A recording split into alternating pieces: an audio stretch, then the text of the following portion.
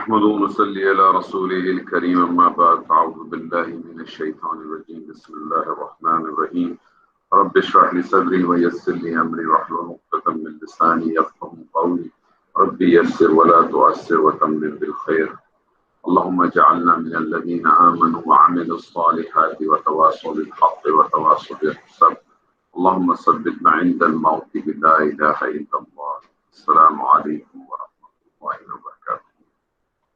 الحمدللہ ثم الحمدللہ. ہم آج ایک بار پھر اس جگہ جمع ہیں اللہ تعالیٰ کے اس قرآن اس کلام کو سننے سمجھنے اور اللہ کی توفیق سے اس میں عمل کرنے کے لیے.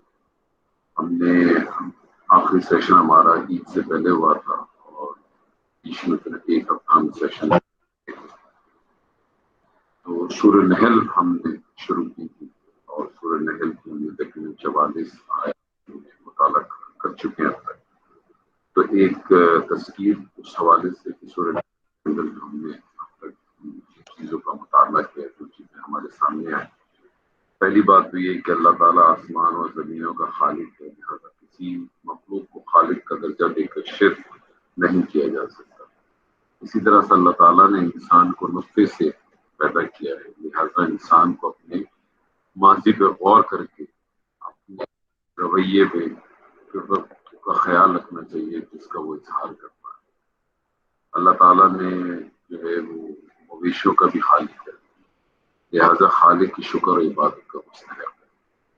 اللہ تعالیٰ نے زینت و سواری کے لیے گھوڑوں کو، خچروں کو اور کھتوں کو تخلیق کیا ہے. اللہ تعالیٰ مستقبل میں بھی ایسی چیزیں تخلیق کرتا رہے گا جنہیں ہم نہیں جانتے. اللہ تعالیٰ کے علاوہ لوگ جو دوسرے لوگوں کو پکارتے ہیں وہ کچھ بھی تخلیق نہیں کر سکتے، وہ خود بھی مخلوق ہے. انسان اگر غور و فکر سے کام لے تو اس سوال کے جواب حاصل کرنے میں کامیاب ہو جائے گا کہ جو تخلیق کر سکتا ہے کیا وہ تخلیق کی صلاحیت نہ رکھنے کے برابر ہو سکتا ہے. یعنی کہ خالق اور غیر خالق، یعنی خالق اور مخلوق برابر ہو سکتے. لہٰذا انسان کو چاہیے کہ خالق اور مخلوق کے فرق کو سمجھ کے رکھے اور توحید اختیار کرے. اللہ تعالیٰ نے اس زمین پر انسانی زندگی کی بقا کے لیے ہر قسم کے انتظامات کیے. غور کرنے والے ان دلائل کی روشنی میں عقیدہ توحید کو اختیار کر سکتے. وہی آسمان سے پانی برسا کر ہر قسم کے اناج اگاتا ہے. لہٰذا غور و فکر سے کام لے کر اس کی ربوبیت کو تسلیم کر کے شکر کا رویہ اختیار کرنا چاہیے. اللہ تعالیٰ نے اس زمین پر انسانوں کے لیے جو چیزیں پھیلائی ہیں ان میں ایک رنگی نہیں بلکہ ہم رنگی ہے. لذت بھی ہے، علاوہ لذت آنکھوں کا سامان بھی ہے، نظرت کا سامان بھی ہے. لہٰذا ان دلائل کی روشنی میں اس کی قدرت و طاقت کا اعتراف کرنا چاہیے. اللہ تعالیٰ نے انسانوں کے لیے ستاروں، چاند اور سورج کو مسخر کر کے ان کے گھومنے کا ایسا انتظام کیا ہے کہ یہ کرہ ارض رات کو ٹھنڈا اور دن کو گرم ہو جاتا ہے. لہٰذا اللہ عقل رکھنے والوں کو اللہ تعالیٰ کی طاقت و قدرت اور حکمت و دانائی اور ربوبیت کا قائل ہو کر خالص توحید اختیار کرنی چاہیے. اللہ تعالیٰ بے عیب ذات تمام تم لوگوں کی شرک سے بہت بلند ہے. شرک و مشرکین کے خاتمے کا فیصلہ ہو چکا ہے. نبی صلی اللہ علیہ وسلم آخری کتاب لے کر آ چکے ہیں. اللہ تعالیٰ چونکہ آسمان اور زمین کو خالق ہے اسی لیے وہی معبود ہو سکتا ہے. اللہ کی کوئی مخلوق معبود نہیں ہو سکتی. مشرکین کا یہ دعویٰ تھا کہ اللہ کی یہی مرضی تھی، اسی لیے ہم اور ہمارے آباء و اجداد کے ساتھ بھی عبادت کریں. اللہ کی مرضی نہیں، کیونکہ خود لوگوں کی تخلیق کی ہوئی چیزیں. تمام رسولوں کی بعثت کا مقصد یہی تھا کہ انسان کو اللہ کی بندگی، عبادت اور اطاعت کا حکم دے اور اپنے دور کے سرکش اور طاغوتی قوتوں کی اطاعت و پیروی سے روکے. خود مخلوق ہیں، کوئی چیز پیدا نہیں کر سکتے، اس لیے ان سے دعا مانگنا حرام ہے. بڑی امپورٹنٹ چیز ہے. اللہ خالق ہے، کل کی کل پکار، کل کی کل دعا اسی سے ہے. جن سے دعائیں مانگی جاتی ہیں وہ مردہ ہیں، زندہ نہیں ہیں. وہ تو یہ بھی نہیں جانتے کہ وہ کب تک عالم برزخ میں پڑے رہیں، قیامت کب برپا ہو. آخرت اور ایمان نہ لانے والوں کے دل میں دعوت توحید کے لیے منکر ہوتی ہے. ایسے لوگ مغرور اور متکبر ہوتے ہیں. متقی اور پرہیزگار لوگ آخرت میں ایمان لاتے ہیں، ان کے لیے دار آخرت جنت ہے۔ ہجرت کرنے والے مسلم مسلمانوں کو دنیا میں بھی اور آخرت میں بھی بہترین ٹھکانہ و اجر دیا جائے۔ اسی طرح سے اللہ کا تقوی اختیار کرنے والے متقین کے لیے جنت کے باغات ہوں گے۔ توحید کی تکمیل کا تقاضا یہ ہے کہ صرف اللہ کا تقوی اختیار کرے۔ رسولوں کو ذمہ داری عائد کی جاتی ہے کہ توحید اختیار کرنے والے لوگوں کے لیے لوگوں میں انذار کریں، خبردار کریں۔ تو یہ تمام وہ باتیں تھیں جو ہم نے پچھلی آیات کے اندر پڑھی تھی۔ انشاءاللہ تعالیٰ ہم آگے کی آیات کا مطالعہ کرتے ہیں جو آیت نمبر 45 ہے۔ انشاءاللہ تعالیٰ شروع کریں۔ اعوذ باللہ من الشیطان الرجیم، بسم اللہ الرحمن الرحیم۔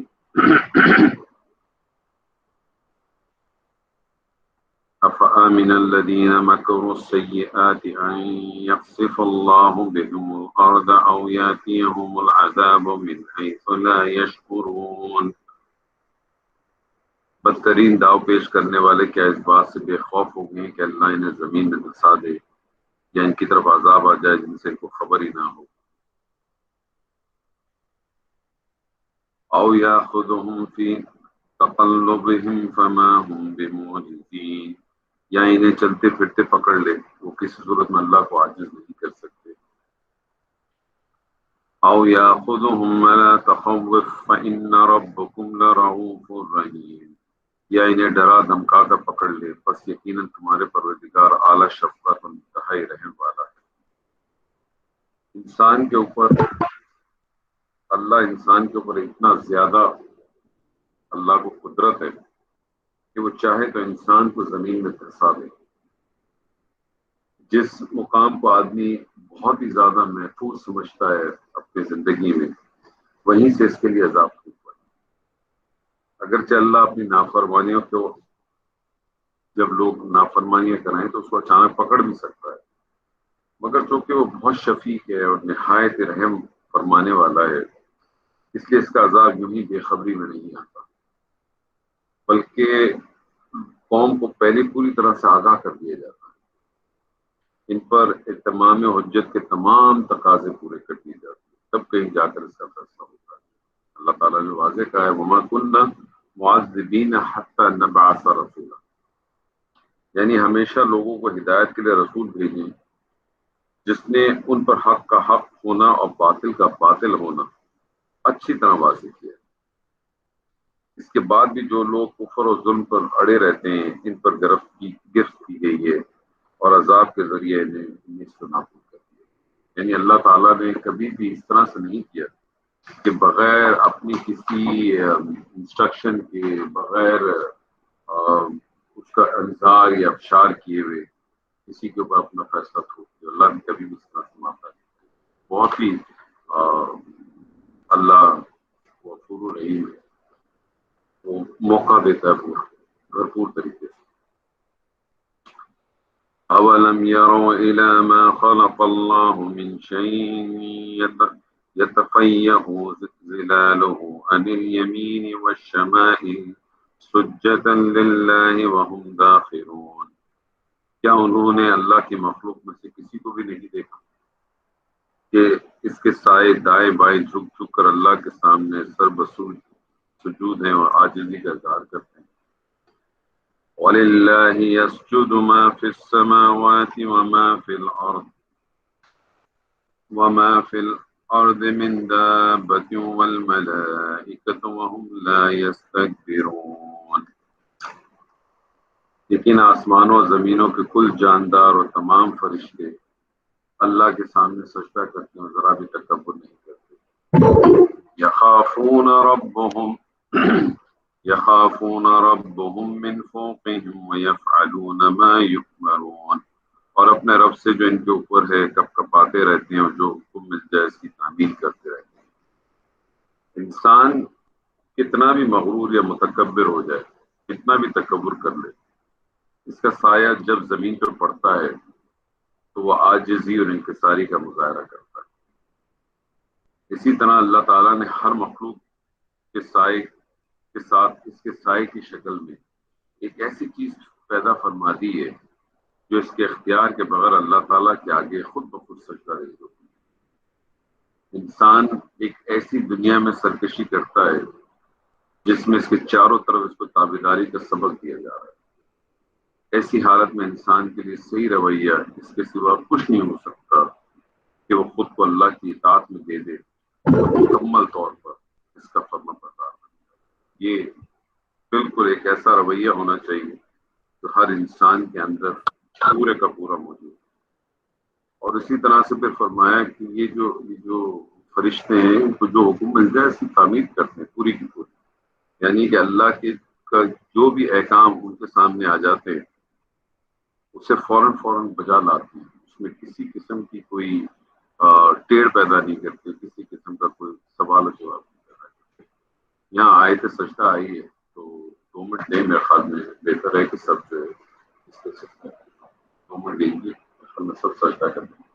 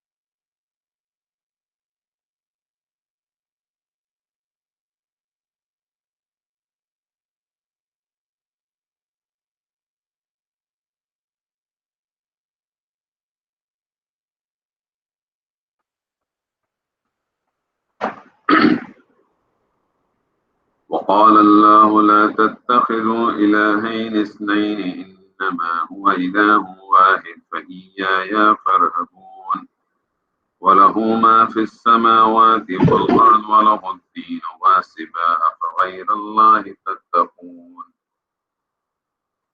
اللہ فرما چکا ہے کہ 2 معبود نہ بناؤ، معبود تو صرف وہی اکیلا ہے، بس تم صرف میرے ہی خوف ڈر رکھو، کیونکہ اللہ کے سوا کوئی حق معبود ہی نہیں ہے۔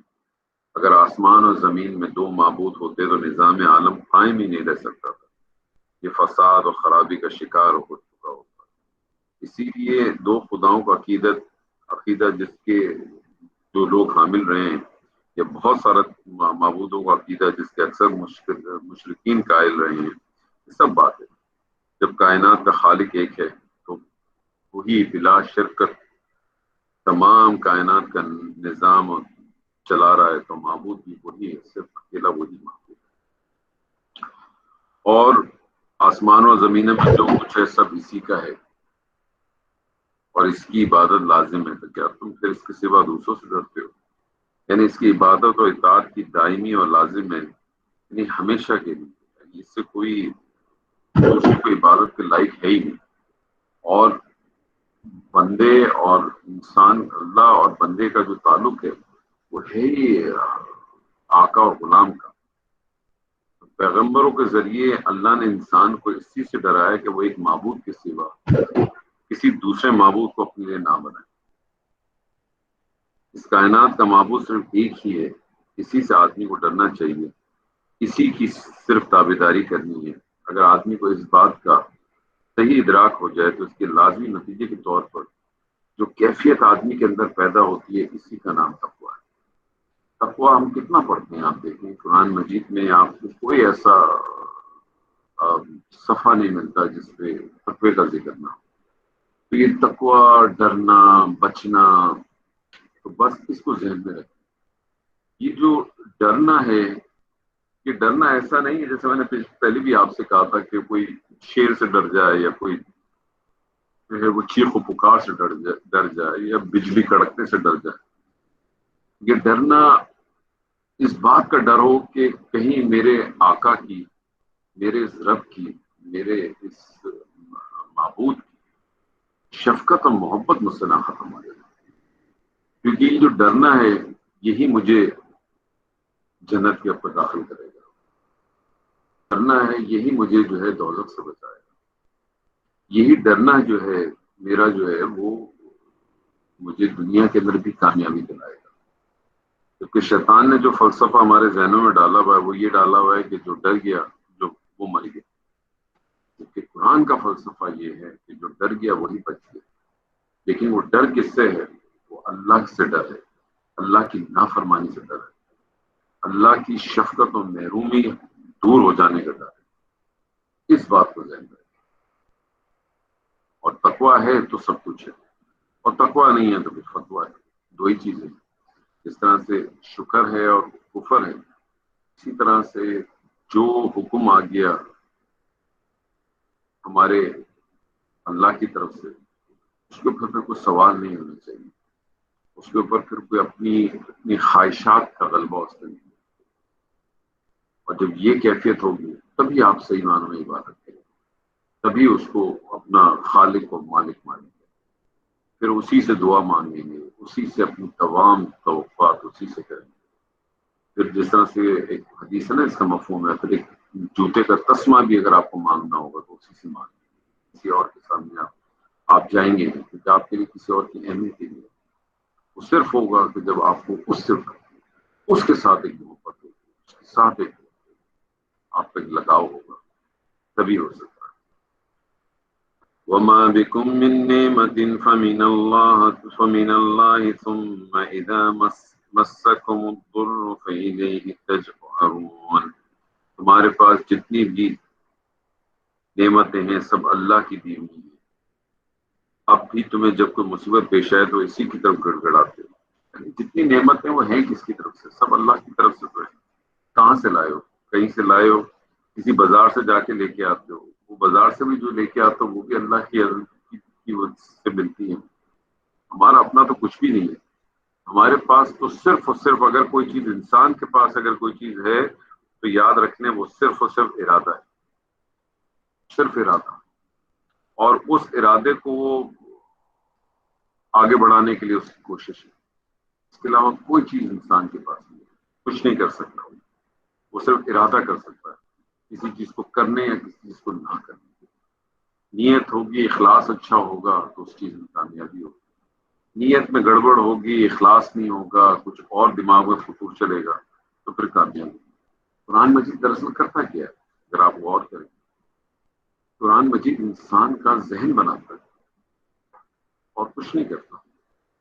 اور اگر اس کی ذہن، اس کی فکر، اس کی سوچ صحیح سمت کی طرف چلی جائے گی تو وہ کامیاب ہو جائے گا، اور اگر غلط سمت میں چلی جائے گی تو ہلاک ہو جائے گا۔ اور کچھ نہیں کرتا، صرف آپ کی فکر بناتا ہے اور کچھ نہیں کرتا۔ ثم إذا كشف الضر عنكم إذا فريق منكم بربهم يشركون۔ اور جہاں اس نے مصیبت تم سے دفع کر دی، دور کر دی، تم میں سے کچھ لوگ اپنے رب کے ساتھ شرک کرنے لگ جائیں۔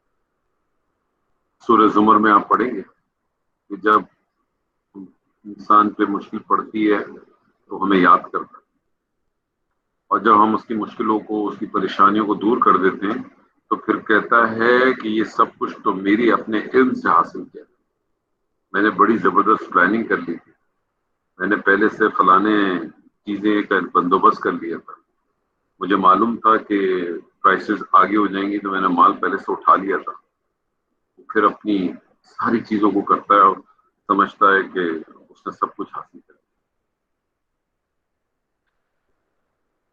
لِيَكْفُرُوا بِمَا آتَيْنَاهُمْ فَتَمَتَّعُوا فَسَوْفَ تَعْلَمُونَ، کہ ہماری دی ہوئی نعمتوں کی ناشکری کریں، اچھا کچھ فائدہ اٹھا لو، آخرکار تمہیں معلوم ہو ہی جائے۔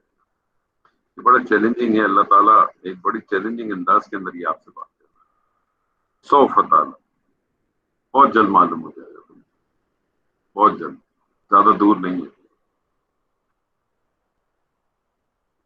وَيَجْعَلُونَ لِمَا لَا يَعْلَمُونَ نَصِيبًا مِّمَّا رَزَقْنَاهُمْ تَاللَّهِ لَتُسْأَلُنَّ عَمَّا كُنتُمْ تَفْتَرُونَ. اور جسے جانتے بوجھتے بھی نہیں اس کا حصہ ہماری دی ہوئی چیزوں میں مقرر کرتے ہیں، واللہ تمہارے اس بہتان کا سوال تم سے ضرور کیا جائے گا. یعنی جن کو یہ حاجت روا، مشکل کشا اور معبود سمجھتے ہیں، وہ دراصل ہیں کیا؟ پتھر کی مورتیاں ہیں، یہ جنات و شیطان جن کی حقیقت کا ان کا علم ہی نہیں. اسی طرح سے قبروں میں جو مدفون ہیں، لوگوں کی حقیقت کو کوئی نہیں جانتا، لیکن ظالم لوگوں نے ان کی حقیقت سے نا آشنا ہونے کے باوجود انہیں اللہ کا شریک ٹھہرا دیا. کتنی تھوڑی دیر کے لیے اگر آپ سوچیں تو کتنا گھناؤنا کام ہے. کیسے ممکن ایک عام زندگی میں جس چیز کے آپ مالک ہو، آپ اپنے ایک دفتر میں اپنے ایک ڈاکیومنٹ کے بھی مالک ہوتے ہیں، آپ اپنے ایک لیپ ٹاپ کے بھی مالک ہوتے ہیں، آپ کے اپنے موبائل کے آپ جو اپنے مالک ہیں، اس کے اوپر اگر کوئی دوسرا آدمی کلیم کر دے تو آپ اس کو برداشت نہیں کر سکتے. تو آپ سوچیں ہم اللہ کی ہر چیز کے اوپر اگر ہم نے اس کے جو شراکت دار ہم نے ڈال دی ہے نا، اس کو کیسے برداشت کریں؟ اور ہم یہ کتنا بڑا بہتان کرتے ہیں، کتنا بڑا گناہ کرتے ہیں. سوچے تو صحیح. اپنے آپ کو تھوڑی دیر کے لیے اگر ہم تھوڑی دیر کے لیے اپنے اوپر رکھ کے سوال یہ پوچھیں تو ہمیں اس کے جواب مل جائے گا. اور یہاں تک کرتے ہیں کہ اللہ کے دیے ہوئے مال میں سے ان کے لیے بھی نظر و نیاز کی طرف حصہ مقرر کرتے ہیں. یعنی یہ جو کچھ ہمیں اللہ نے دیا ہے، جو کچھ ہمارے پاس ہے، وہ ہمیں اللہ نے دیے. ہمارے پاس تو کچھ بھی نہیں تھا، سب کچھ اللہ نے دیا. اس مال کو جو کچھ اللہ نے دیا ہے، جو کچھ اللہ نے دیا ہے، چاہے وہ مال کی شکل میں ہو، جان کی شکل میں ہو، وہ کسی علم کی شکل میں ہو، اس کو اگر لوٹانا ہے یا خرچ کرنا ہے تو اسی کے لیے کرنا ہے، یا اس نے جو جو جگہیں بتائی ہیں اس جگہ کے لیے خرچ کرنا ہے. لیکن اگر جن کو ہم نے لوگوں نے جن کو اپنے اپنے شریک بنا لیے ہیں کہ یہ اللہ کے ساتھی ہیں، یہ ہمیں دعا دیتے ہیں، یہ ہماری دعاؤں کو قبول کرتے ہیں، یا مجھے یہ میرے یہاں جو بچہ ہوا ہے، یہ بچہ مجھے ان کی دعاؤں سے ملا ہے، یہ میرے گھر میں جو میری بزرگ جو ہے اس کی صحت ٹھیک بھی ہے، وہ اس کی وجہ سے بھی ہے، تو پھر اس کو چڑھاوے بھی چڑھا. کتنی افسوسناک حالات ہیں. پوری تاریخ کا تجربہ ہے کہ آدمی جب کسی ایسی مصیبت میں پڑتا ہے جہاں وہ اپنے آپ کو عاجز محسوس کرے، بالکل بے بس محسوس کرے، تو اس وقت وہ اللہ کو یاد کرے. اس وقت صرف اور صرف اللہ یاد آتا. منکر ہو یا مشرک ہو، دونوں ہی ایسا کرتے. اس سے معلوم ہوتا ہے کہ اللہ کا تصور جو ہے انسانی فطرت میں بالکل پیوست ہے، مگر انسان کی عجیب غفلت ہے. جب وہ مصیبت سے نجات پاتا ہے تو دوبارہ اپنی فرضی معبودوں کے یاد میں مشغول ہو جاتا ہے، اور اپنی آمدنی میں سے بھی فرضی معبودوں کا حصہ بھی نکالتا ہے. یعنی صرف یہاں تک کافی نہیں کرتا کہ ان کے ساتھ کفرے، وہ ان کے لیے حصے بھی نکالنا شروع کرتا. اس کی وجہ کیا ہے؟ کبھی غور کریں ایسا کیوں کرتا ہے انسان؟ اللہ تعالیٰ نے انسان کے اندر عبادت کا جذبہ جو ہے، عبودیت کا جذبہ کوٹ کوٹ کے بھرا ہوا ہے.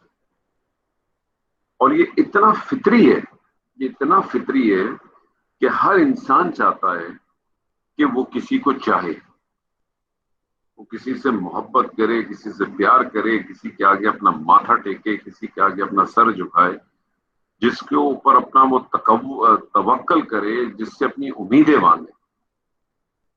یہ سب اس کے اندر موجود ہے. اور یہ اتنا فطری ہے، اتنا فطری ہے کہ اس کو آپ روک نہیں سکتے. یہ جتنے بھی اللہ تعالیٰ نے اور اسی عبودیت کا یہ جو وجہ ہے، اسی سے پھر جو ہے وہ مذہب وجود میں آ جاتا ہے. اللہ تعالیٰ نے انسان کو بنائی اسی طرح سے تو اس کے اندر یہ موجود ہے. لیکن اللہ تعالیٰ جو چاہتا ہے وہ کیا چاہتا ہے کہ عبادت کل کی کل اسی کی گئی. اور وہ اسی صورت میں ممکن ہے کہ جب کسی انسان کی فکر اور سوچ صحیح راستے پہ چلے. اسی سوچ اور فکر کو صحیح راستے پہ لانے کے لیے اللہ تعالیٰ نے اتنے انبیاؤں کو بھیجا. کتنے نمبرز ہیں ہمیں نہیں معلوم، لیکن اللہ تعالیٰ نے ہر دور میں ہر وقت میں اپنے انبیاؤں کے سلسلہ کو جاری رکھا.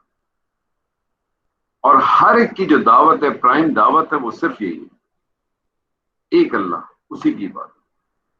اپنے ساتھ کسی کو شریک مت، اس کے ساتھ کسی کو شریک مت. کل کی کل اطاعت، کل کی کل عبادت صرف اس ذات کے ساتھ اور کسی کے ساتھ. اور جس طرح سے پہلے میں ہم کافی دور بات کہہ چکے ہیں، ہو سکتا ہے بعض لوگوں کو لگتا ہو ایک ہی بات کو ہم ریپیٹ کر دیتے. تو ریپیٹ کیا ہے؟ قرآن ہے ہی کیا ہے؟ تذکیری تو کرتا ہے. کرتا کیا؟ یاد دہانی تو کراتا ہے. قرآن کا ایک نام ذکر ہے نا. ذکر کا کیا مطلب ہوتا ہے؟ یاد دہانی، یاد کراتا. یاد ہی تو کراتے ہیں. قرآن نے ہمارے ساتھ یہی معاملہ کیا. ہر تھوڑی دیر کے بعد آپ دیکھیں، اگر آپ پڑھتے چلے جائیں آپ کو بار بار لگے گا. بار بار یہی ذکر ہے کہ جو اللہ کی نافرمانی کرے گا اس کے ساتھ وہ دوزخ میں جائے گا، اس کو عذاب جہنم ملے گا، اس کو دردناک عذاب ملے گا.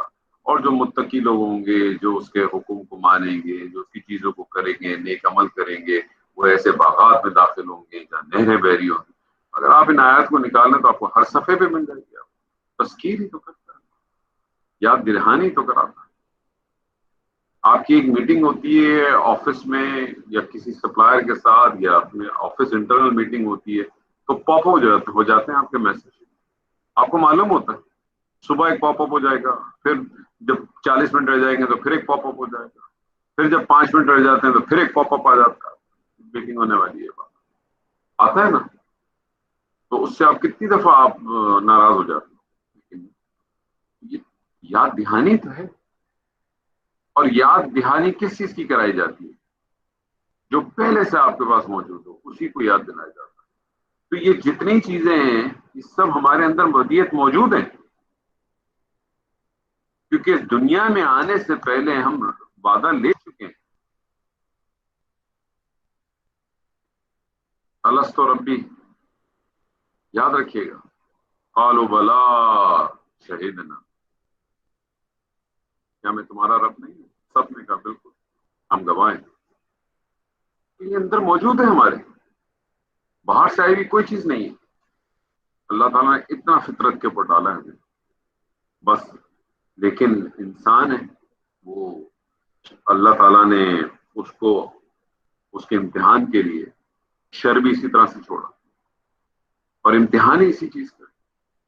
اللہ تعالیٰ نے جو اختیار دیا وہ سورہ احزاب میں جب نے پڑھا تھا کہ اللہ تعالیٰ نے کہا کہ یہ انسان بڑا ظالم نکلا. سب نے انکار کر دیا، اس نے ایکسیپٹ کر دیا. کس چیز کو ایکسیپٹ کر دیا؟ یہ اختیاری تو ہے جو کچھ ہے. باقی کیا ہے؟ باقی جتنی مخلوق ہے انسان اور جن کے علاوہ، جبھی آپ نے پچھلی آیت کے اندر ہی پڑھا فرشتوں کے بارے میں، جو حکم مل جائے اس کی تعمیل کرتے ہیں، کوئی دوسری بات کرتے ہیں. کتنی بڑی مخلوق ہے. لیکن یہ انسان اور جن دو ایسی مخلوق ہے جن کو اختیار دیا، چاہو تو شکر کرو، چاہو تو کفر کرو. لیکن تذکیر آپ کی ہوتی ہے، یاد دہانی آپ کرتے ہیں. اور یہ اسی لیے قرآن کو پڑھنے کا بھی مقصد صرف ہے، اس کو سمجھنے کا بھی مقصد صرف ہے. یہ ہماری یاد دہانی کرا، یہ ہمیں جھنجھوڑتا ہے، یہ ہمیں بتاتا ہے. وَيَجْعَلُونَ لِلَّهِ الْبَنَاتِ سُبْحَانَهُ وَلَهُم مَّا يَشْتَهُونَ. اور وہ اللہ سبحانہ تعالیٰ کے لیے لڑکیاں مقرر کرتے ہیں اور اپنے لیے وہ جو اپنی خواہش کے مطابق. عرب کے جو بعض قبائل تھے فرشتوں کے بارے میں یہ کہتے تھے کہ اللہ کی بیٹیاں ہیں. یعنی ایک ظلم تو یہ کیا کہ اللہ کی اولاد قرار دی جب کس کی کوئی اولاد نہیں، اور پھر اولاد دی مونس جسے وہ اپنے لیے تو پسند ہی نہیں کرتے تھے. اپنے لیے تو ان کو اولاد نرینا لڑکا ہی چاہیے. بدقسمتی سے یہ مسئلہ صرف جو ہے وہ عرب تک نہیں تھا، یہ مسئلہ ہمارے معاشروں میں نہیں اسی طریقے سے ہے. فرق کوئی نہیں ہے. میں تو یہی بعض دفعہ کہتا ہوں کہ جب لوگ کہتے ہیں نا کہ وہ زمانہ کوئی اور تھا بڑا، اب وہ چیز نہیں رہی. مشکل میں تو کہتا ہوں کیا کوئی تبدیلی نہیں ہے. یہ صرف وقت اور حالات کی آپ کو تبدیلی لگتی ہے، باقی انسان کی سوچ میں، انسان کے شاید پہننے اوڑھنے میں تبدیلی شاید آ گئی ہو، رہنے کے انداز میں تبدیلی آ گئی ہو۔ پہلے وہ کچے گھروں میں رہتا تھا، پھر ٹین کے چھپڑوں میں رہنے لگ گیا، آج جو ہے وہ مٹی کے مضبوط اس کے اندر رہ رہا ہے۔ بس صرف اس میں تبدیلیاں آ گئی، باقی انسان آج بھی اتنا ہی گندا ہے، آج بھی وہ وہی سارے گندے کام کرتا ہے جو جب سے دنیا بنی ہے تب سے کر رہا ہے۔ آج بھی انسان شرک کرتا ہے، سیدنا نوح کے زمانے میں بھی لوگ جو ہے وہ شرک کرتے تھے۔ آج بھی انسان جو ہے وہ سود پہ کام کرتا ہے، تب بھی انسان سود پہ کام کرتا تھا۔ پہلے بھی لوگ زنا کرتے تھے، آج بھی لوگ زنا کرتے ہیں۔ پہلے بھی لوگ شراب پیتے تھے، آج بھی لوگ شراب پیتے ہیں۔ پہلے بھی لوگ جوا کھیلتے تھے، آج بھی لوگ جوا کھیلتے ہیں۔ پہلے بھی لوگ جو ہے وہ بیٹیوں کے ساتھ، بہنوں کے ساتھ زیادتیاں کرتے تھے، ان کو ان کا حصہ نہیں دیتے تھے، آج بھی یہی معاملہ۔ پہلے بھی بیٹیوں کی شادیاں ہوتی تھیں تو وہ ایک طرح سے بیچی جاتی تھی یا خریدی جاتی تھی، آج بھی یہی معاملہ ہے۔ آج بھی بیٹی جاتی ہے، بیچی جاتی ہے۔ کیا فرق ہے مجھے بتائیے؟ پہلے بھی لوگ اپنے ماں باپ کے ساتھ نافرمانی کرتے تھے، آج بھی نافرمانی کرتے ہیں۔ پہلے بھی عورت پستی میں تھی، آج بھی عورت پستی میں۔ پہلے بھی عورت کو ایک نمائش کی چیز بنائی ہوئی تھی، آج بھی عورت کو نمائش۔ کوئی فرق نہیں، کوئی فرق نہیں۔ صرف اور صرف اگر فرق ہے تو ہو سکتا ہے وہ وقت کے ساتھ ساتھ چیزیں پہننے اوڑھنے کے حساب سے اگر اس کو ہم اپنی ترقیاں سمجھتے ہیں تو دیگر بات۔ آج ترقی کا یہ عالم ہے کہ پچھلے 4-6 ماہ سے پوری دنیا سکڑ کے اپنے کمروں میں بند ہو کے رہ گئی۔ یہ ترقی ہے۔ ایسی ترقی آپ نے کبھی سنی؟ پڑھی تھی؟ نہیں پڑھی۔ کون سی ترقی؟ کوئی ترقی نہیں۔ بلکہ مجھے تو ایسا لگتا ہے کہ جس چیز کو ہم ترقی کہتے ہیں وہ ترقی نہیں ہے، پستی ہے۔ ہم اور دلدل میں اور اسفل سافلین، اور نیچے سے نیچے چلے جاتے ہیں، نیچے سے نیچے چلے جاتے ہیں۔ آج کے انسان کے اندر صرف اور صرف اگر جو تبدیلی ہے وہ ایک ہی ہے، اس کے اندر ہرس بہت بڑی، لالچ اس کے اندر بہت بڑی۔ یہ تبدیلی، یہ مان۔ جس کے پاس کرولا ہے اس کی خواہش ہے کہ کرولا کے علاوہ جو ہے میرے پاس جو ہے وہ ایک اور بڑی گاڑی بھی ہونی چاہیے، اور ایک میرے بچوں کے لیے بھی ہونی چاہیے، اور ایک میری بیوی کے لیے بھی ہونی چاہیے۔ وہ کسی صاحب نے کہا تھا نا کہ گھر کے اندر 4 گاڑیاں تھیں، تو انہوں نے کہا کہ 4 گاڑیاں، کہنے لگا ایک میری ہے، کہنے لگا دوسری، کہنے لگا بیوی، کہنے لگا تیسری، کہنے لگا بچوں کے لیے، کہنے لگا چوتھی، کہنے لگا کبھی اگر کوئی گاڑی خراب ہو جائے۔ اتنی آپ دیکھیں پروٹیکشن دیکھیں ماشاء اللہ۔ تو تبدیلی صرف یہی ہے، اور کوئی تبدیلی نہیں۔ وَإِذَا بُشِّرَ أَحَدُهُم بِالْأُنثَىٰ ظَلَّ وَجْهُهُ مُسْوَدًّا وَهُوَ كَظِيمٌ۔ ان میں سے جب کسی کو لڑکی ہونے کی خبر دی جائے تو اس کا چہرہ سیاہ ہو جاتا ہے اور دل ہی دل میں گھٹنے لگتا ہے۔ آج ہمارے لیے معاملہ، کسی کے یہاں جن کے یہاں بیٹیاں زیادہ ہوتی ہیں یا جن کے یہاں بیٹے نہیں ہوتے، ان کا یہی معاملہ۔ وہ اپنے آپ کو، کیونکہ ہم نے ماحول اس طرح سے بنا دیا، ہمارے لیے عورت جو ہے بوجھ ہو گئی ہے، بیٹی ہمارے لیے بوجھ ہے، اور ہوگی بھی۔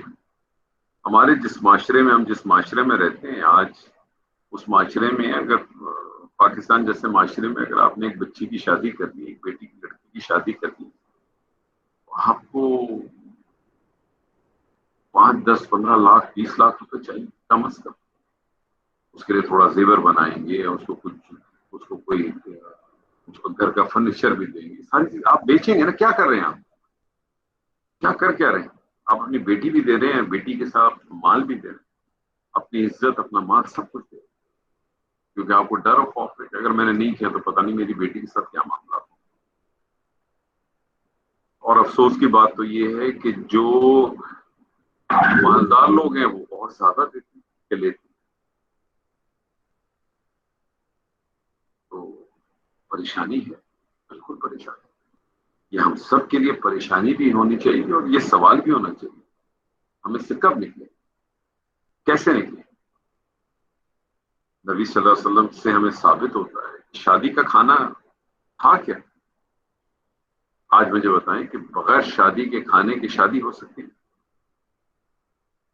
جبکہ وہی تمام کے تمام لوگ ولیمے میں بھی شامل ہو. دینی طور پہ کیا ہے؟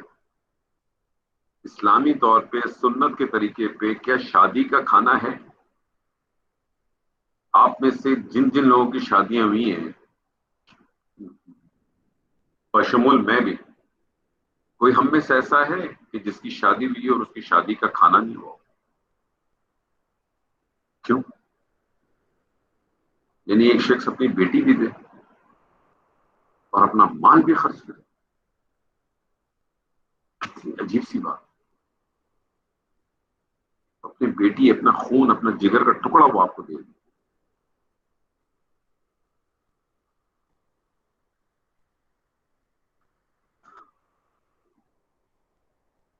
يتوارى من القوم من سوء ما بشر به أيمسكه على هون أم يدسه في التراب ألا ساء ما يحكمون.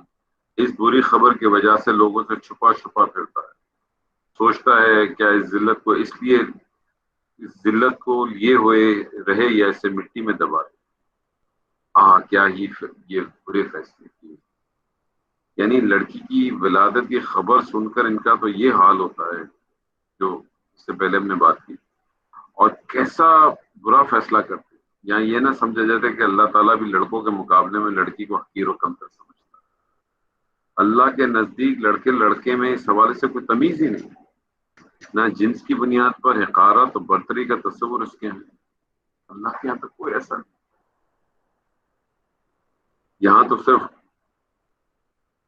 عالم میں تعویل خاص میں چلے جائیں تو اربوں سے مخاطب ہے، تعویل عام میں چلے جائیں تو آج پورے مسلمان معاشرے کے اندر یہ آتا، پورے مسلمان معاشرے میں آتا. میں غیر مسلم کی تو بات ہی نہیں کرتا نا، چلے چھوڑ دیں آپ اس کو،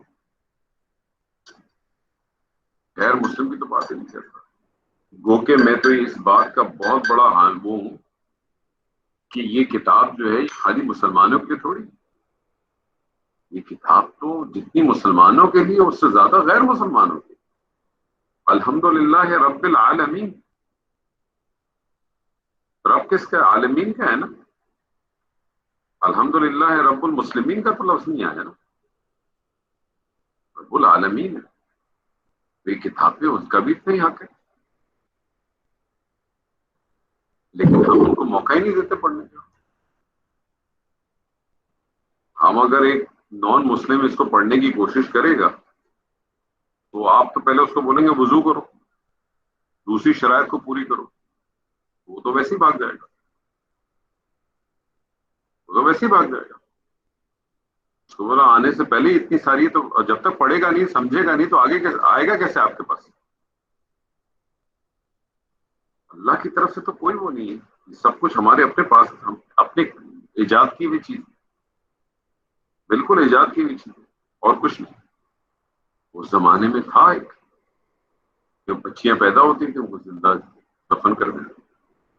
سوچنا کیا جگرے تھے ان کے، کیسے جگر تھے.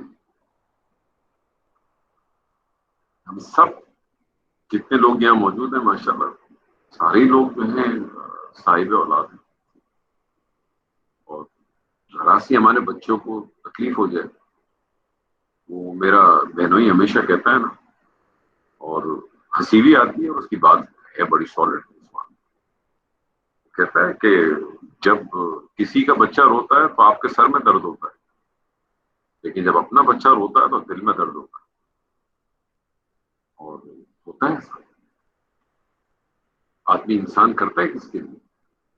اگر آپ دیکھیں بہت ساری جو انسان اپنی زندگی کے اندر جب وہ حرام و حلال کے اندر تمیز چھوڑ دیتا ہے، آپ یاد رکھیے گا اس کے پیچھے بھی جو قوت ہوتی ہے جو اس کو یہ کراتی ہے وہ اس کی اولاد ہوتی ہے. وہ چاہتا ہے کہ اس کی اولاد جو ہے نا وہ سب سے اوپر، سب سے بہتر ہو، سب سے بہترین اسکول میں پڑھے، کالج میں پڑھے، سب سے اچھی زندگی گزارے، کسی کی زندگی. لیکن دیکھیں یہ مسئلہ آج بھی اپنی جگہ پر اسی طرح سے. للذین لا یؤمنون بالآخرة مثل السوء وللہ المثل الأعلی وهو العزیز الحکیم. آخرت میں ایمان نہ رکھنے والوں کی ہی بری مثال ہے. اللہ کے لیے تو بہت ہی بلند صفت ہے، وہ بڑا ہی غالب اور با حکمت ہے. یعنی اس کی ہر صفت مخلوق کے مقابلے میں اعلیٰ و برتر ہے. اس کا علم وسیع ہے، اس کی قدرت جو ہے وہ اس کو آپ ناپ ہی نہیں سکتے. تو وہی سب کچھ ہے، اسی کے لیے سب کچھ ہے جو کچھ ہے. وَلَوْ يَأْخِذُهُ اللَّهُ النَّاسَ بِظُلْمِهِمْ مَا تَرَكَ عَلَيْهِ مِنْ دَابَّةٍ وَلَكِنْ يُؤَخِّرُهُمْ إِلَى أَجَلٍ مُّسَمًّى فَإِذَا جَاءَ أَجَلُهُمْ لَا يَسْتَأْخِرُونَ سَاعَةً وَلَا يَسْتَقْدِمُونَ. اگر لوگوں کے گناہ پر اللہ ان کی گرفت کرتا تو روئے زمین پر ایک بھی جاندار باقی نہ رہتا. یعنی کتنی بڑی اللہ کی رحمت ہے. میں لوگوں کو مثال دیتا ہوں کہ اگر اللہ تعالیٰ کا قانون اگر ہوتا دین اینڈ دیر فیصلہ کرنے کا، تو جو جھوٹ بولتا اس کی زبان لٹک جاتی 3 دن تک. جو گالی دے کے آتا اس کی زبان جو ہے وہ بند ہو جاتی 4 دن تک. جو چوری کر کے آتا اس کا منہ کالا ہو جاتا. جو کسی کو دھوکہ دے کے آتا اس کا پیٹ پھول جاتا. جو زنا کر کے آتا وہ اندھا ہو جاتا 1 ہفتے کے. سوچیں ذرا، اللہ یہ سب کر سکتا تھا؟ اور کچھ نہ کرتا، اللہ آکسیجن ہی روک دیتا. آپ کبھی سوچ سکتے ہیں؟ آپ کبھی دیکھا ہے؟ کبھی ان مریضوں کو دیکھا ہے جن کو آکسیجن اویلیبل، جن کو سانس کے مسئلے ہوتے ہیں؟ کبھی دیکھا ہے ان کی حالت؟ یہی حالت کر دیتا صرف 1 ہفتے کے لیے، موت نہیں دیتا. آپ سوچیں. کبھی آپ نے گھڑی کے اوپر آپ نے دیکھا ہے جب آپ کو افطار کا وقت ہو رہا ہوتا ہے اور ہم جیسے کمزور لوگوں کو جب بہت جس دن شدت سے کچھ کام وام کر لیا اور حلق سوکھ گیا ہو، آخری چند منٹ جو ہے بھاری پڑ جاتے ہیں. اور منٹ، 1 منٹ کتنا آپ کو لگتا ہے؟ 1 منٹ کی تو بات ہے، لیکن کبھی 1 منٹ گھڑی پہ ذرا نظر لگا کے دیکھیں تو اس 1 منٹ کو پورا کرنے کے لیے 60 سیکنڈ چاہیے ہوتے سر. تو ذرا گھڑی کو دیکھے تو ٹک ٹک ٹک ٹک ٹک ٹک ٹک ٹک ٹک ٹک ٹک، وہ بھی وقت دکھا دیتی. قدر نہیں ہے ہمارے پاس. لیکن وہ تو انہیں ایک مقرر وقت تک ڈھیل دیتا ہے. یہ اللہ کا قانون ہے. جب ان کا وقت آ جاتا ہے تو وہ ایک ساتھ پیچھے نہ رہ سکتے نہ آگے بڑھ سکتے. یہ اللہ کا قانون. ظلم پر گرفت کی ایک شکل یہ ہے کہ جس سے کوئی شخص ظلم کرے فوراً اس کو پکڑ کر سخت سزا دی. یہ دنیا کا قانون. دنیا کا قانون یہی ہے نا، مگر اللہ کا طریقہ یہ نہیں ہے. اگر اللہ ایسا کرے تو زمین پر کوئی چلنے پھرنے والا باقی نہ رہے گا. اللہ نے ہر شخص اور ہر قوم کی ایک مقرر مہلت دی ہے. اس مدت تک ہر ایک کو موقع دیتا ہے کہ وہ اپنی ضمیر کی آواز سے چونک نہ ہو اور اپنی اصلاح کرے، چاہے وہ مفرد ہو یا قوم، انفرادی طور پہ بھی اور اجتماعی طور پہ، بحیثیت ایک انسان اور بحیثیت ایک قوم. 2 چیزیں سب کو موقع دیتا ہے. دوران مہلت نہ پکڑنا جس طرح سے اللہ نے اپنے اوپر لازم کیا ہے، اسی طرح سے اس نے لازم کیا ہے. اس بات کو غور کر لیں. جس طرح سے دوران مہلت اللہ تعالیٰ نے اپنے اوپر لازم کیا ہے کہ وہ نہیں پکڑے گا، اسی طرح سے اس نے لازم کیا ہے کہ مہلت ختم ہونے کے بعد وہ ضرور پکڑے گا. یعنی جو اس نے ڈیڈ لائن اس کے پاس موجود ہے، اس ڈیڈ لائن تک اگر ہم نہیں پلٹے، اور وہ ہمیں معلوم نہیں. اللہ کی مہلت ایک خاص وقت ہے، اس میں کیا حکمت ہے ہمیں معلوم نہیں ہے. ہمیں تو بس یہ سمجھ لینا چاہیے کہ اللہ کا ہم پر احسان ہے کہ اللہ ہمیں مہلت دیتا، اللہ ہمیں نہیں پکڑتا. کیونکہ اللہ چاہتا ہے، اللہ کو بہت پیارے ہیں ہم اس کے بندے سارے، تمام بندے، تمام انسان. اللہ کو خالی مسلمان پیارے نہیں ہیں، اللہ کی تمام مخلوق اللہ کو بہت پیارے. اور اللہ چاہتا ہے کہ سب کے سب پلٹیں. اللہ نے یہ جنت بنائی ان سب کی، لیکن اس جنت میں داخلے کے کچھ اصول ہیں، کچھ ضوابط ہیں، اس کی کچھ ریکوائرمنٹ ہے. وہ چاہتا ہے اللہ کہ وہ ریکوائرمنٹ پوری ہو جائے. وہ ریکوائرمنٹ اگر آپ نے فلفل کر لی، کیونکہ زندگی تو بہت چھوٹی ہے، اللہ ڈھیل دے رہا ہے، اس ڈھیل کا فائدہ اٹھائیں. ہمارے سلیم بھائی بڑی اچھی اگزامپل دیتے ہیں، میں ہمیشہ بھول جاتا ہوں. تو پتہ ہی کیا ہے کہ جو شخص اپنی پتہ نہیں ملتوی کسی چیز کو تاخیر سے کرنے کے لیے گناہ پہ گناہ کرتا چلا جائے، اسی امید کے ساتھ کہ وہ کل بخشوا لے گا اور زندگی اسی میں ختم ہو جائے. پتہ نہیں اسی قسم کا کوئی ان کا ایک بڑا اچھا ایک اسٹیٹمنٹ دیتے ہیں سلیم بھائی ہمارے، میرے ذہن میں ابھی آ نہیں رہا. تو بس وہی والی بات، اس کو ذہن میں رکھیں اچھی طرح سے، بالکل اپنے ساتھ اس کا ایڈوانٹیج اٹھائیں. اسی لیے میں ہر ایک سے، اپنے ہر ساتھی سے کہتا ہوں، روز رات کو سونے سے پہلے ایک دفعہ اپنا سر پکڑیں، ایک دفعہ ضرور، ایک دفعہ، اور سب یہ سوچیں آج میں نے کیا کیا نافرمانی کی اپنے رب. روز کا حساب کریں نا سر.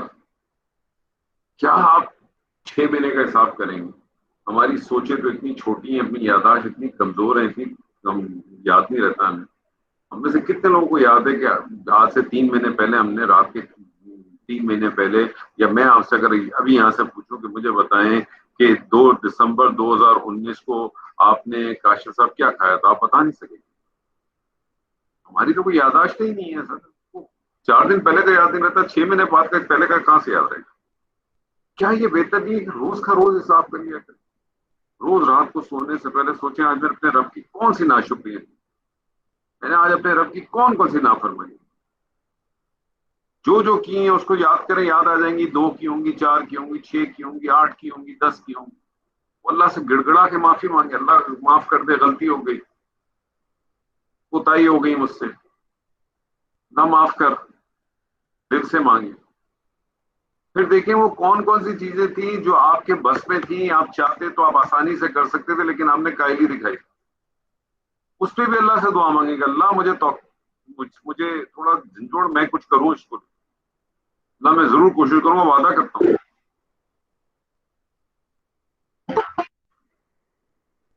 وعدہ کرتا ہوں میں. تو یہ کام کریں، اس کے بعد 2 رکعت پڑھیں، اس کے بعد ایک سجدہ کریں اللہ کے ساتھ، 2 رکعت پڑھیں اللہ کے ساتھ. تہجد کا اگر نہیں موقع ملتا، آج کل فجر بھی تھوڑی جلدی ہو جاتی ہے، نہیں ملتا، رات کو سونے سے پہلے کی عادت ڈالیں. رات کو سونے سے پہلے کی عادت ڈالیں کہ سوؤں گا جب، کوشش کریں اپنی جو وطر ہے وہ سونے سے پہلے رکھیں. تو سونے سے پہلے مصلے پہ بیٹھ کے ایک دفعہ اپنا ماتھا پکڑ کے دیکھیں آج میں نے کیا کوتاہیاں کی، اپنی رب کی میں نے کون کون سی نافرمانی. اس کو یاد کریں، آج کے دن کی سے وہ یاد ہو جائیں گے انشاءاللہ. میں نے کس کس کو گالی دی، کتنے جھوٹ بولے، کس سے جھوٹ بولے، بچوں کے ساتھ کیا معاملہ کیا، بیگم کے ساتھ کیا کیا، اگر جس کے ماں باپ حیات ہیں میں نے ان کے ساتھ کوئی زیادتی کی ہے، میں نے اپنے بزرگوں کے ساتھ کوئی کی ہے، میں نے اپنے کام میں کوئی ڈنڈی ماری ہے، میں نے کسی مانگنے والے کے ساتھ کوئی بات کی ایسی، جو کوتاہیاں کی ان سب کو یاد کریں اور اس کی معافی مانگیں، اللہ سے توبہ مانگیں. پھر ان کو دیکھیں کہ وہ کون سے ایسے کام تھے کہ جہاں آپ نے شکر کر سکتے تھے نہیں کیا، کسی کا احسان مان سکتے تھے نہیں مانا، کسی کی بڑائی تسلیم کر سکتے تھے نہیں کی.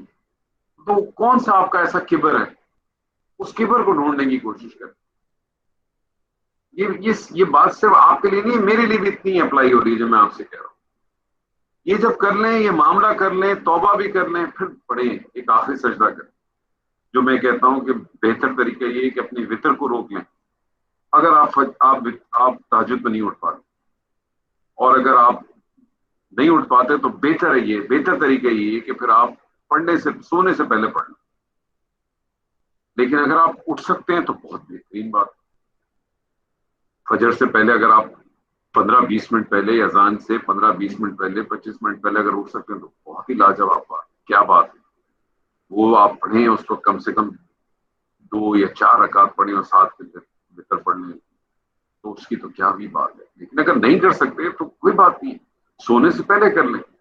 آپ میں سے کوئی بھی نہیں سوتا ہوگا 12 بجے سے پہلے, تو کم سے کم تو پھر بھی ایک قریب وقت تو آ ہی گیا نا. آج کل کے حساب سے دیکھا جائے تو تہجد کا وقت میرے خیال میں جدہ میں 3:30 بجے ہوگا, 3:35 کے قریب ہوگا. تو اگر آپ 12 ساڑھے 12 میں, تو قریب ترین میں تو ویسے ہی آ گئے سر, پڑھ لیں. اس وقت ایک مارے سجدہ, اور ایسا سجدہ مارے یہ سوچ کے مارے کہ بس پتہ نہیں سجدہ ملے نہ ملے. توبہ کریں, رجوع کریں سر, شاید اسی میں بخشش ہو جائے گی. ابھی آپ کو پتا ہے حالیہ پچھلے دنوں میں ہمارے ساتھ پچھلی بدھ سے لے کر منڈے تک کے دن میں 4-5 دن میں تقریباً آپ سمجھیں کہ 5 ایسے میں اپنے قریبی لوگوں کو جانتا ہوں جن کے یہاں میت ہوئی. عابد صاحب کے فادر ان لا کی ڈیتھ ہوئی, ریحان بھائی کے اپنے بڑے بھائی کی ڈیتھ ہوئی. اسی طرح سے کراچی میں میرے رشتے داروں میں 3 رشتے داروں میں ڈیتھ. ایک اس میں ینگ بچہ بھی تھا جس کی ڈیتھ. لیکن باقی سب تھی, لیکن ایسا نہیں تھا کسی کا پتہ نہیں تھا. ہاں ہو سکتا اس میں کوئی 1-2 لوگ بیمار بھی تھے, لیکن پھر بھی کوئی ایسی سچویشن نہیں تھی. کوئی وقت ہم پہ کبھی بھی آ سکتا ہے, اس کا انتظار کر رہے ہیں. اس کو انتظار پر چھوڑے سر, کوشش کریں. اللہ تعالی ہم سب کی مدد کرے گا, ضرور کرے گا. وَيَجْعَلُونَ لِلَّهِ مَا يَكْرَهُونَ وَتَسِيفُ أَلْسِنَتُهُمُ الْكَذِبَ أَنَّ لَهُمُ الْحُسْنَى لَا جَرَمَ أَنَّ لَهُمُ النَّارَ وَأَنَّهُمْ مُفْرَطُونَ. اور وہ اپنے لیے جو ناپسند رکھتے ہیں اللہ کے لیے ثابت کرتے ہیں, اور ان کی زبانیں جھوٹی جھوٹی باتیں بیان کرتی ہیں ان کے لیے خوبی ہے. نہیں, دراصل ان کے لیے آگ ہے اور وہ دوزخوں کے پیشرو ہے. یعنی یقیناً ان کا انجام اچھا نہیں ہے, برا ہے. اور وہ ہے جہنم کی آگ جس میں دوزخوں کے پیشرو پہلے جانے والے ہو. جبکہ میں اور آپ تو سب انتظار کر رہے ہیں اور حوض کوثر کا. کیسے ملے گی پھر ہمیں؟ اگر ہماری یہی ساری چیزیں رہیں گی, ان ساری چیزوں کو, ان ساری آیات کو اپنے اوپر لے کے رکھیں. آپ اس کو تعبیر خاص کے ساتھ نہ جوڑیں. یہ عرب کے لیے بات ہو رہی تھی, آپ کے لیے, میرے لیے بات ہو رہی. اگر یہ عرب کے لیے بات ہو رہی تھی تو یہ کتاب میرے لیے ہے ہی نہیں, بیکار ہے. پھر میں نے اس کتاب کو کیا کرنا, میرے لیے کیا فائدہ. آپ میں سے جو لوگ سائنس کے اسٹوڈنٹ ہیں, ان کو اگر اکاؤنٹنگ کی کتاب دے دی جائے تو پڑھیں گے, نہیں پڑھیں گے, بیکار ہے. یا اسی طرح سے جو آپ کے یہاں کامرس کے اسٹوڈنٹ ہیں, ان کو اگر بایولوجی کی بک دے دیں تو اس کو اٹھا کے پھینک دیں. یہ کتاب تو ایسی نہیں ہے سب کے لیے. اس کی ایک ایک آیت, ایک ایک بات میرے لیے اس وقت اور بہت اہم ہے جو ہم مس کر رہے ہیں. تو یہ میرا آپ لوگوں سے ایک دفعہ پھر گزارش ہے, میں ہر دفعہ کرتا ہوں.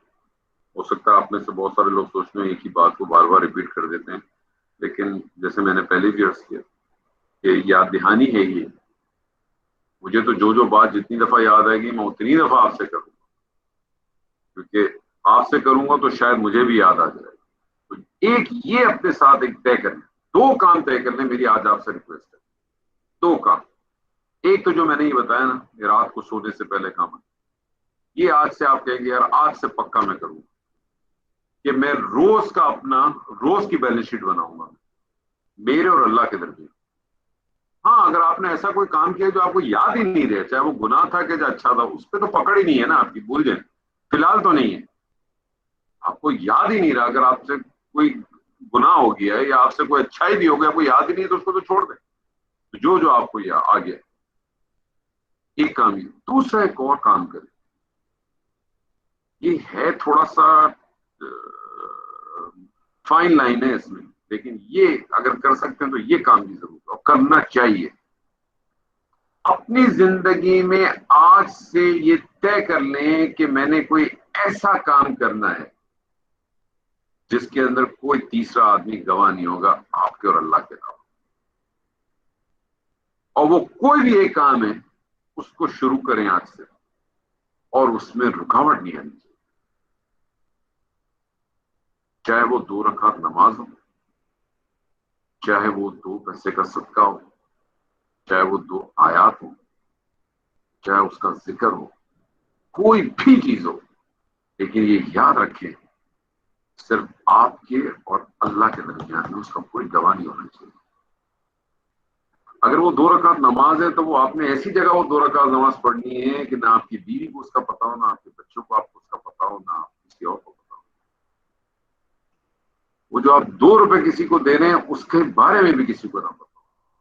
جو کام بھی کر رہے ہیں آج اپنے ساتھ ایک ڈیسائیڈ کریں کہ میں نے کوئی ایک ایسی نہیں کی. اور یہ بات میں آپ کو اس لیے کہہ رہا ہوں کہ میں کیوں کہتا ہوں آپ سے. دیکھیں آپ نے وہ ایک حدیث پڑھی ہوگی جس کا مفہوم یہ تھا کہ 3 لوگ ہوتے ہیں، وہ کسی ایسے غار کے اندر پھنس جاتے ہیں کہ اس کے آگے ایک پتھر آ جاتا ہے، بند ہو جاتا ہے. اور پھر تینوں شخص جو ہیں وہ اپنی ایک ایک نیکی اللہ کے ساتھ بتاتے ہیں اللہ کو کہ اللہ میں نے تیرے لیے خاص یہ کام کیا تھا.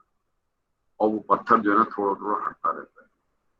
اور جب تیسرا شخص اپنی بات مکمل کرتا ہے تو وہ اتنا پتھر ہٹ چکا ہوتا ہے کہ اس میں سے آدمی نکل سکتا ہے. جب میں نے یہ پڑھی تھی تو اس دن سے میں نے اپنے ساتھ اپنی ایک زندگی کا ایک چیز شروع کی. اور میں کافی دفعہ یہ بات کہہ چکا ہوں، اس پلیٹ فارم پہ شاید میں نے پہلی دفعہ کی.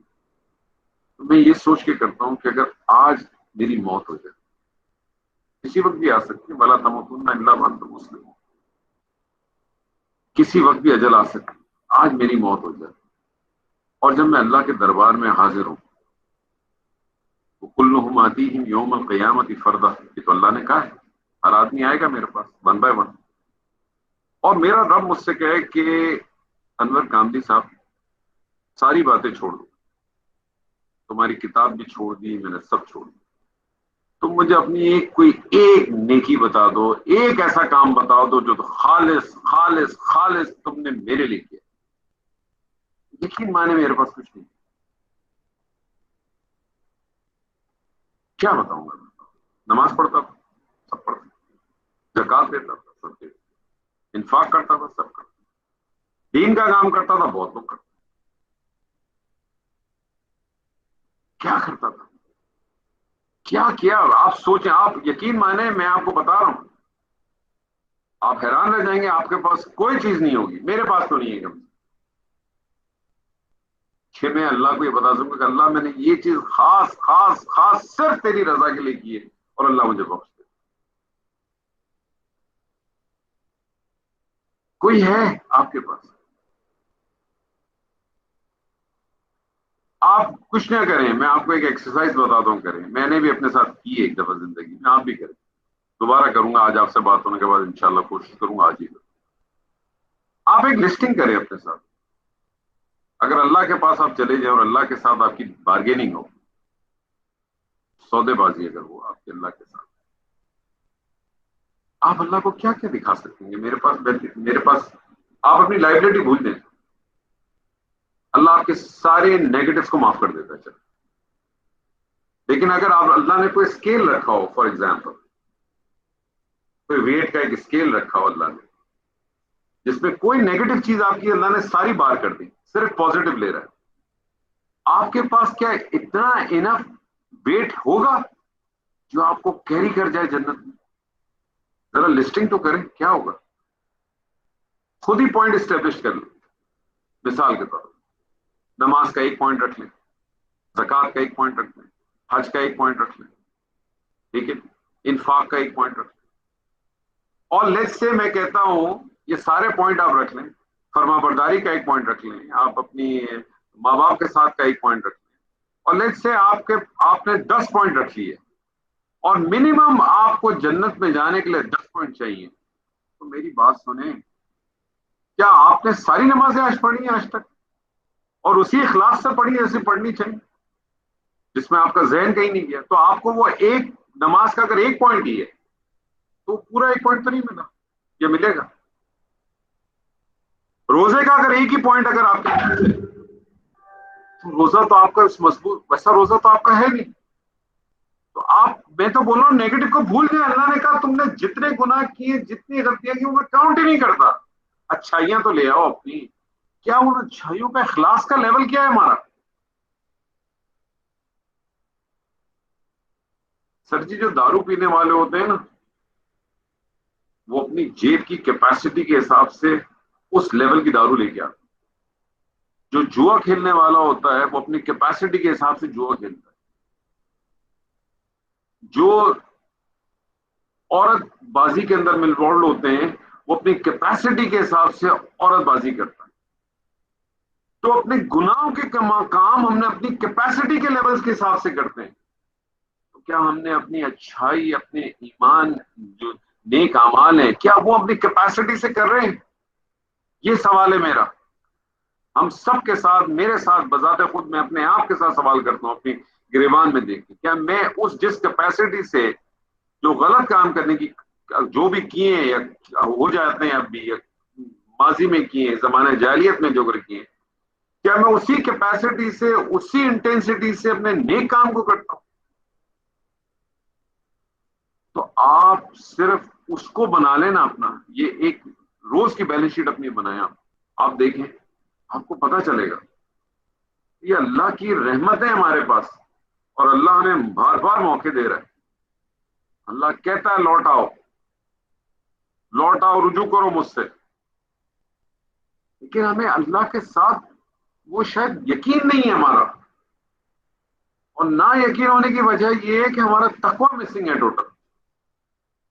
ہمارے کہیں اور دل لگے ہوئے ہیں، یہ ہمارے معاملات کہیں اور پھنس گئے. اللہ تعالی ہم سب کے ساتھ نیکی والا معاملہ کرے. اللہ لقد ارسلنا الى من قبلك فزين لهم الشيطان اعمالهم فهو وليهم اليوم ولهم عذاب اليم.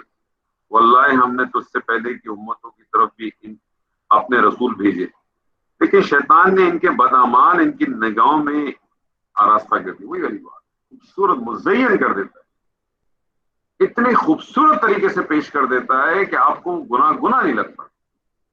شادی کی تقریبات دیکھیں، اس میں مہندی بھی ہے، مائیوں بھی ہے، پتہ نہیں کیا کیا ہے.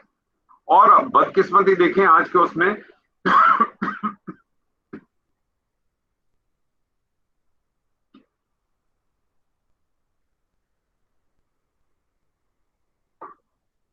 کہ آج ہمارے یہاں بہت ساری جو شادیاں ہوتی ہیں، تقریبات ہوتی ہیں، اس میں ناچ گانے کا بھی سلسلہ چلتا ہے. ایک تو چلو عورتوں کا اپنا فنکشن ہے، وہ جو کچھ کرے اپنی تہذیب کے اندر رہ کے جو کریں، لیکن ایک تو جو ہے کہ جو مرد و زن ساتھ مل کے بھی یہ پروگرام چل رہے ہو، اور اس میں بچیاں، چھوٹی بچیاں، میں بڑی بچیوں کی بھی بات نہیں کر رہا، 10 سال، 12 سال، 14 سال، 16 سال کی بھی لڑکیاں یا 20 سال کی بھی لڑکیاں ناچ رہی ہیں، اور وہاں ان کے بھائی بھی کھڑے ہیں، باپ بھی کھڑے ہیں، اور آپس میں لوگ بات بھی کرتے ہیں بھی، اور پھر ایک دوسرے سے کہتے بھی ہیں کیا خوبصورت آپ کی بیٹی بہت زبردست ناچتی ہے. جی جی جی جی جی. اتنا مزین کر دیا اس نے، آپ کچھ بول ہی نہیں پا. یہ بتا رہے ہیں اللہ، احساس ہے، سوچا ہے کبھی؟ نہیں سوچتے ہیں. الیوم سے تو یہ زمانہ مراد ہے، جیسے کہ دیکھیں اللہ تعالیٰ کہتا ہے الیوم، یہ کوئی بھی دن ہو سکتا ہے. اور جس طرح سے شیطان پہلی دوسری امتوں کے ساتھ جو معاملہ کیا ہے، وہی معاملات وہ آپ کے ساتھ بھی کرے گا. چھوڑے گا نہیں وہ آپ کو، اسے چھوڑنا نہیں ہے، یہ تو طے بات ہے، وہ نہیں چھوڑے گا، کیونکہ اس کا کام ہی یہی تھا، اور پہلے دن سے اس کا کام ہی یہی تھا، اس نے یہی کیا. وما أنزلنا عليك الكتاب إلا لتبين لهم الذي اختلفوا فيه وهدى ورحمة لقوم يؤمنون. اس کتاب کو ہم نے آپ پر اس لیے اتارا ہے کہ آپ ان کے لیے ہر چیز کو کھول دیں جس میں وہ اختلاف کر رہے ہیں، اور یہ ایمانداروں کے لیے رہنمائی اور رحمت ہے. یعنی اختلاف کر رہے ہیں، یعنی اختلاف بہت ساری چیزوں میں، فضائل کے حوالے سے بھی، دوسری چیزوں کے حوالے سے اختلاف ہی اختلاف. اللہ تعالیٰ لے کے آیا ہے کتاب کو، ہر چیز کھول کے بیان کرتے. اب ہر چیز کھول کے بیان کرنے سے کیا مراد ہے؟ ہر چیز کھول کے بیان کرنے سے بھی کیا مراد ہے؟ اس میں بھی ایک چیز کا خیال رکھیں، بڑی غلط فہمی ہے. اللہ تعالیٰ نے اس میں جو چیزیں بیان کی ہیں، کھول کر کے بیان کرتی ہیں، وہ اس میں گاڑی بنانے کا طریقہ نہیں. نہ اللہ تعالیٰ نے یہ بتایا کہ 3 منزلہ بلڈنگ کیسے بنی ہے. اللہ تعالیٰ نے واضح کر دی ہے آخرت میں کون سی چیزیں تمہیں کامیاب کریں گی اور کون سی چیزیں جو تمہیں ناکام کریں گی. اس حساب سے قرآن میں ہر چیز بالکل واضح ہے. لیکن دوسرے دنیاوی معاملات اس کا کہیں نہ کہیں ذکر تھوڑا بہت ضرور موجود ہے، لیکن اس کو اس میں نہ تلاش کرنے کی ضرورت ہے نہ یہ اس کا موضوع ہے. کیونکہ اس کا جو اصل موضوع ہے وہ انسان کی ہدایت اور اس کی نجات ہے، کہ دنیا میں زندگی گزارنے کا طریقہ کیسے ہے، اس میں زندگی گزارنی کیسے. جب وہ اس طریقے زندگی گزارنے کو سمجھ جائے گا اور اس کو چلے گا تو دنیاوی معاملات بھی اسی حساب سے وہ طے کرتا رہے گا. تو یہ بات بہت اچھی طرح سے واضح ہو جانی چاہیے. واللہ انزل من السماء ماء فاحیا به الارض بعد موتها ان في ذلك لآیات لقوم يسمعون. اور اللہ آسمان سے پانی برسا کر اس سے زمین کو اس کی موت کے بعد زندہ کرتا ہے، یقینا اس میں لوگوں کی نشانی ہے جو سنیں. یعنی اس آیت میں اللہ ہمیں سبق دیتا ہے کہ اللہ کی قدرت اتنی عظیم ہے کہ وہ مردہ جسم میں زندگی پیدا کر سکتی ہے، وہ سوکھی ہوئی چیزوں میں ہریالی، رنگ، خوشبو، مزے کا باغ ہوگا سکتی. جس طرح سے مردہ زمین کو آسمان سے پانی برسا کر زندہ کرتا ہے، اسی طرح انسانی روح کے لیے بھی، انسان کے اندر بھی تو ایک روح ہے نا، یہ بھی ایک بارش ہے. وہ بارش کیا ہے؟ وہی یہ کتاب. جس طرح سے مردہ زمین کو زندہ کرنے کے لیے اوپر سے بارش آئی ہے، اسی طرح اس مردہ انسان کو زندہ کرنے کے لیے،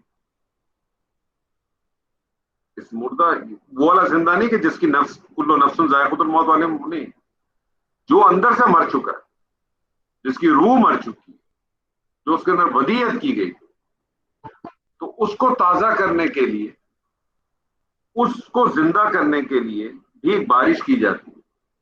اور وہ بارش وحی کی صورت میں ہوتی ہے، اور وہ تمام وحی ہمارے ہاتھ میں موجود ہے، پوری کی پوری وحی. یعنی کتنی بڑی خوش نصیبی ہے. 23 سال کا عرصہ لگا، 23 سال کا عرصہ لگا اس وحی پہ آنے کے لیے.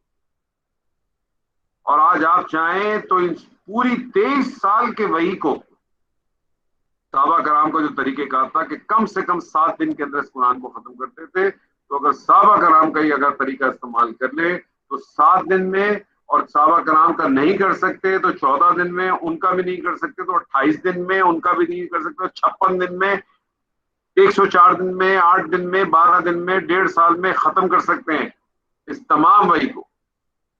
یعنی جن کو 23 سال لگا جس کو آنے میں، جو شخص پابندی سے قرآن پڑھنے والا ہو، اس نے اپنی پچھلی 23 سال زندگی میں کم از کم، میرے حساب سے کم از کم کچھ نہیں تو 50 دفعہ تو اس کو ختم کیا ہو.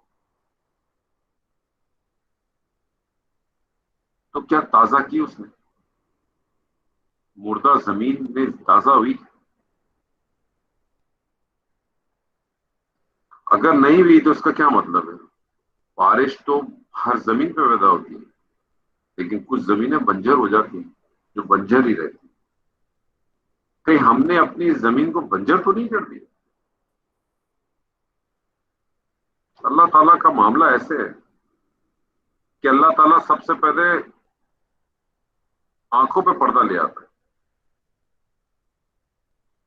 یعنی نظر آنے کے باوجود بھی آپ کو نظر نہیں آتا. دوسرا کام اللہ کیا کرتا ہے اس کے بعد؟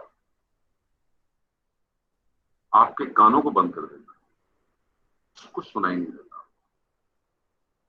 کیا چیز سنائی نہیں دیتی؟ حق سنائی نہیں دیتا. کیا چیز دکھائی نہیں دیتی؟ حق دکھائی نہیں دیتا. جب دکھتا نہیں ہے، سنتا نہیں ہے، تو جو اس کا تیسرا ایکشن کدھر ہے؟ دیکھنا، سننا، اور پھر وہ کیا کرتا ہے؟ پروسیسر کدھر جاتا ہے؟ افیدہ، دل بھی اندھے کر دیتا ہے. یہ ڈینجرس لائن ہے. کیونکہ پھر کیا کرتا ہے اللہ؟ ختم اللہ علی قلوب، ختم مہر. اور میں نے آپ کو ختم کا کہا ہے کہ آپ ختم کا معنی مہر مت لیں. آپ ختم کا معنی لیں سیل، ختم کا معنی آپ سیل لیں، آپ کے اشکال بھی بہت سارے صاف ہو جائیں گے اور آپ کو بات بھی سمجھ میں آئے گی۔ مہر اگر کسی چیز پہ لگتی ہے، کسی چیز پہ لگتی ہے، سیل جب کوئی چیز ہو جاتی ہے تو اس میں کوئی چیز نہ داخل ہو سکتی ہے نہ باہر آ سکتی ہے۔ سکہ بند مہر ایک الگ چیز ہے نا۔ پرانے زمانے میں بادشاہ ہوتے تھے تو آپ نے دیکھا ہوگا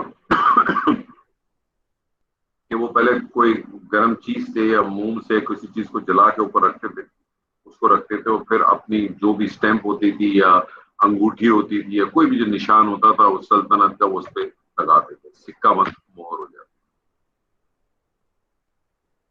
لیکن وہ سکہ بند مہر بھی جس جگہ پہ لگتی تھی تو پھر کیا ہوتا تھا، سیل ٹوٹتی تھی نا، اور ایک دفعہ ٹوٹ گئی تو پھر اس کی کوئی اہمیت نہیں رہتی،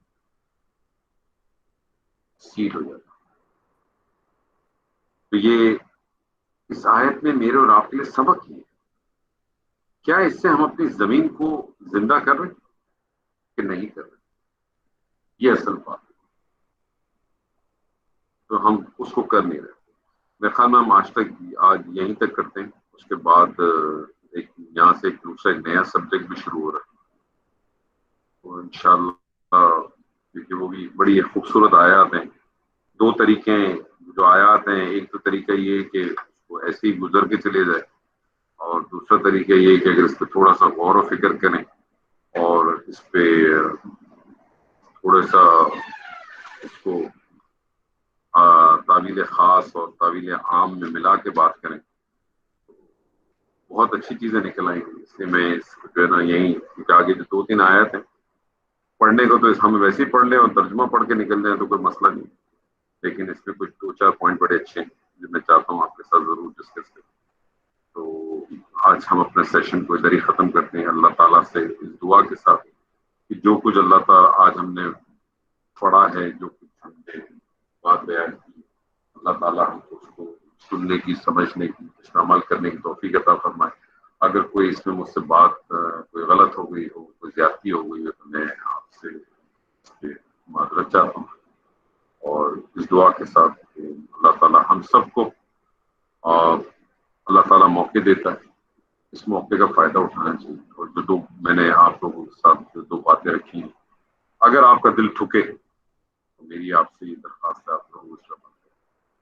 بارک اللہ لی و لکم فی القرآن العظیم ونفعنی و ایاکم بالآیات والذکر الحکیم۔ السلام علیکم ورحمۃ اللہ وبرکاتہ۔